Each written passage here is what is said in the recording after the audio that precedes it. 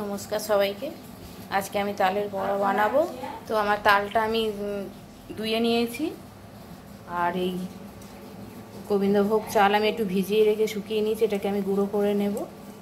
আমি চালটাকে গুঁড়ো করে নিয়েছি।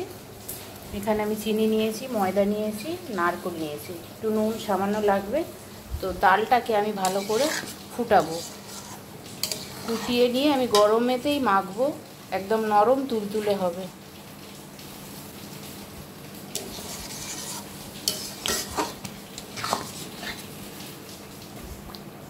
তালটা আমার ফুটে গেছে, তো আমি গ্যাসটা বন্ধ করে দিই। এতে আমি একে একে সব মিশাবো। তো আমি প্রথমে চিনি দিয়ে দিচ্ছি। চিনিটা যেহেতু তাল মিষ্টি, যে যেরকম মিষ্টি খাবে সে সেইভাবে মিষ্টিটা দিতে পারে।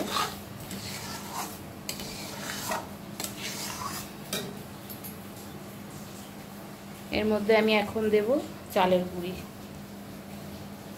চালের গুঁড়ি আমি এত দেব না, আমি 2 মুঠো মতো চালের গুঁড়ি দিয়ে দিই।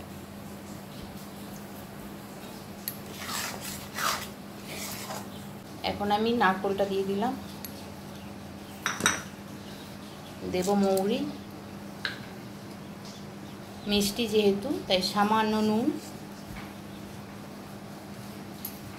আর ময়দা।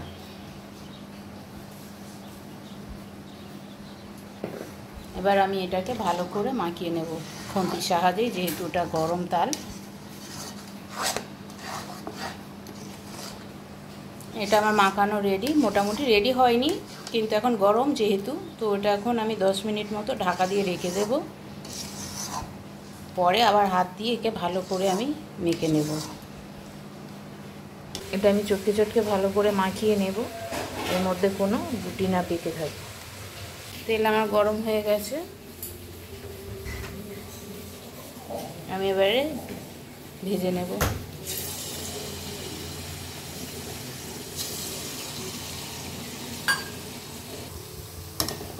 দেখুন আমাদের এরকমভাবে ভেজে ভেজে আমরা তুলে নিচ্ছি।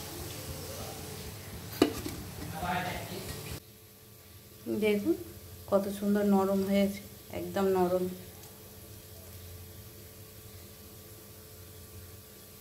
পুরো